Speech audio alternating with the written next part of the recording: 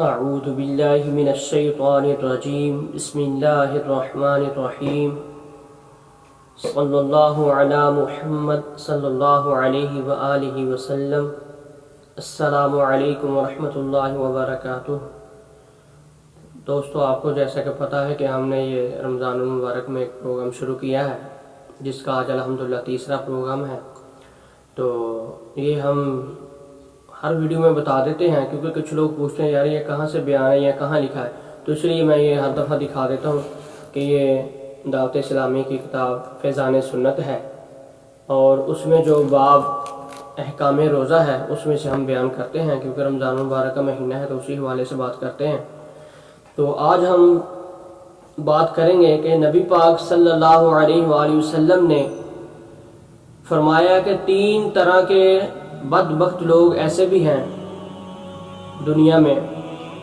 تو صحابہ کرام نے پوچھا کہ یا رسول اللہ صلی اللہ علیہ وسلم وہ کون لوگ ہیں؟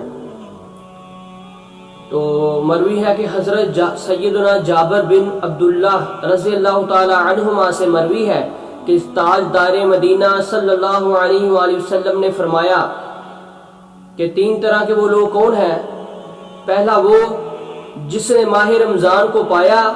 اور اس کے روزے نہ رکھے، وہ شخص بھی بدبخت ہے کہ جس کی زندگی میں ماہ رمضان المبارک جیسا مہینہ آیا اور اس نے اس میں روزے نہ رکھے، اللہ تعالیٰ کی عبادت نہ کی اور اپنے گناہوں کی معافی نہ کروائی، وہ بھی بدبخت ہے۔ اور دوسرا فرمایا کہ وہ شخص ہے جس نے اپنے والدین یا کسی ایک کو پایا، دونوں والدین یا کسی ایک کو پایا اور ان کے ساتھ اچھا سلوک نہ کیا، وہ بھی بدبخت ہے۔ اور تیسرا شخص وہ ہے کہ جس کے پاس میرا ذکر کیا گیا ہو اور اس نے مجھ پر درود پاک نہ پڑھا ہو، اس کے بارے میں بھی آیا ہے کہ وہ بھی بدبخت ہے۔ تو ہم سب حصول برکت کے لیے ایک بار درود پاک پڑھ لیتے ہیں۔ صلو علی الحبیب صلی اللہ علی محمد صلی اللہ علیہ وآلہ وسلم۔ اور دوسری جگہ حضرت سیدنا ابو ہریرہ رضی اللہ تعالی عنہ سے مروی ہے کہ رسول اللہ صلی اللہ علیہ وآلہ وسلم نے فرمایا اس شخص کی ناک مٹی میں مل جائے کہ جس کے پاس میرا ذکر کیا گیا تو اس نے میرے اوپر درود نہیں پڑھا، اور دوسرا اس شخص کی ناک بھی مٹی میں مل جائے کہ جس پر رمضان کا مہینہ داخل ہوا اور اس کی مغفرت ہونے سے قبل گزر گیا۔ کہ جیسا آپ نے پیچھے سنا کہ رمضان کا مہینہ جس انسان کو ملا ہو اس کی زندگی میں تو اس نے اس کے روزے نہ رکھے، اس میں عبادت نہ کی، اپنے اللہ تعالیٰ کو راضی نہ کیا، تو اس کے بارے میں بھی آتا ہے کہ یہ نبی کریم صلی اللہ علیہ وسلم نے فرمایا کہ اس کی ناک مٹی میں مل جائے۔ اور تیسرا آگے وہی فرمایا کہ اس کی ناک بھی مٹی میں مل جائے کہ جس کے پاس اس کے والدین نے بڑھاپے کو پا لیا اور اس کے والدین نے اس کو جنت میں داخل نہ کیا، یعنی بوڑھے ماں باپ کی خدمت کر کے جنت حاصل نہ کر سکا۔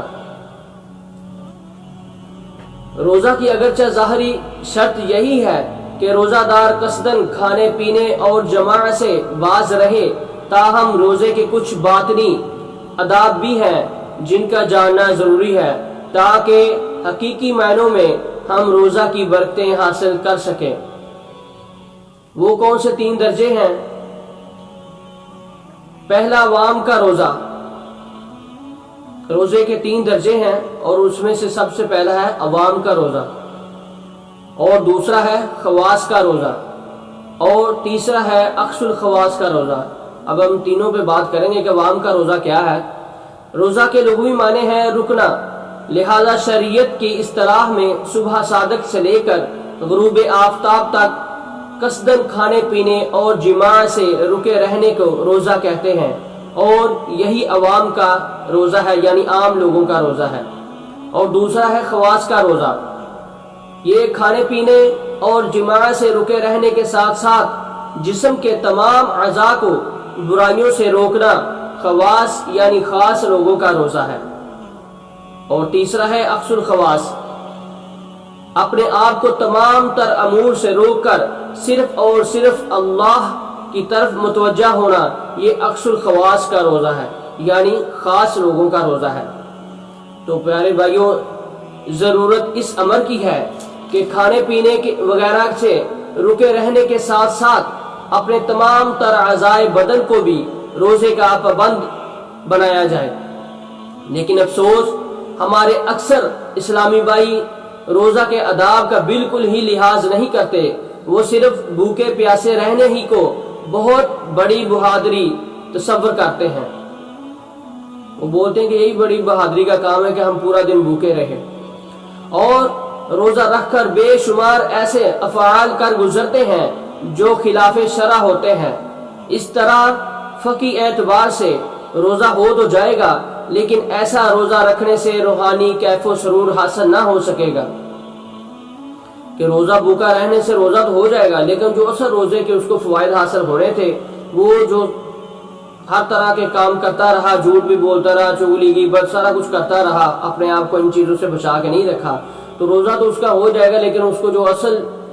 اس کو فائدہ ملنا تھا روزے کی وجہ سے وہ نہیں ملے گا، جو اس کو لذت آنی تھی روزے کی وجہ سے وہ نہیں آئے گی۔ تو پیارے بھائیوں، اپنے حال زار پر ترس کھائیے اور غور فرمائیے کہ روزہ دار ماہ رمضان المبارک میں دن کے وقت کھانا پینا چھوڑ دیتا ہے، حالانکہ یہ کھانا پینا اس سے پہلے دن میں بھی بالکل جائز تھا۔ پھر خود ہی سوچ لیجئے کہ جو چیزیں رمضان شریف سے پہلے حلال تھی وہ بھی اس مبارک مہینے کے مقدس دنوں میں منع کر دی گئی، تو جو چیزیں ہماری عام دنوں میں رمضان المبارک کے علاوہ بھی جو ہم پر حرام تھی، مثلا جھوٹ، غیبت، چغلی، بدگمانی، گالم گلوچ، فلمیں، ڈرامے، گانے باجے، بد نگاہی جیسے والدین کو ستانا، بلا اجازت شرعی لوگوں کا دل دکھانا وغیرہ، رمضان المبارک میں کیوں نہ اور بھی زیادہ حرام ہو جائیں گی۔ روزہ دار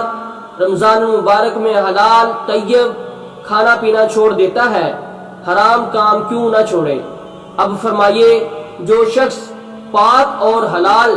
کھانا پینا تو چھوڑ دے لیکن حرام اور جہنم میں لے جانے والے کام بدستور جاری رکھے، وہ کس قسم کا روزہ دار ہے؟ تو دوستو، آپ نے ملاحظہ فرمایا کہ خلاصہ یہی ہے آخر میں کہ روزہ ہم رکھ تو لیتے ہیں لیکن صرف بھوکا رہنے کا نام روزہ نہیں ہے، اس کے ساتھ ساتھ ہمیں جو غیر شرعی کام ہے، جھوٹ بولنا، چغلی، غیبت، ریاکاری اور لوگوں کا دل دکھانا، یہ سارے کام ان سے بھی بچنا چاہیے، اور اس میں زیادہ سے زیادہ بس اللہ تعالیٰ کی عبادت کرنی چاہیے، اور اپنے آپ کو جو غیر اخلاقی کام ہیں ان سے روک کر اللہ کی طرف متوجہ ہو کر بس اس مہینے کا ادب و احترام کریں، زیادہ سے زیادہ عبادت کریں، تو پھر ہی اس کا مزہ ہے۔ تو ہمارا یہی 7-8 منٹ کا پروگرام ہوتا ہے، آخر میں یہی دعا ہے کہ اللہ تعالیٰ سے دعا ہے کہ جو میں نے پڑھا آپ نے سنا، اللہ تعالیٰ اس کو اپنی بارگاہ میں قبول و منظور فرمائے اور اس کو ہمارے لیے آخرت میں نجات کا سبب بنائے۔ تو ہمارا یہ جو چینل ہے حافظ اجاز آن لائن، اس کو سبسکرائب کریں اور شیئر کریں، اور اس میں اپنے کمنٹ کر کے اپنی رائے کا اظہار دیں، تو زیادہ سے زیادہ اس کو آگے شیئر کریں۔ بس آخر میں دعا ہے کہ اللہ تعالیٰ ہم سب پہ آسانیاں کریں اور اس موذی مرض سے ہم کو نجات دیں، اور رمضان کی برکتیں ہم سب مسلمانوں کو نصیب کرے، اور اللہ تعالیٰ ہمارے گناہوں کو معاف کرے، اور اللہ تعالیٰ ہم سے راضی ہو جائے۔ انشاءاللہ پھر اگلے پروگرام میں آپ سے ملاقات ہوگی، تب تک کے لیے اجازت دیں۔ اللہ حافظ۔ السلام علیکم ورحمۃ اللہ وبرکاتہ۔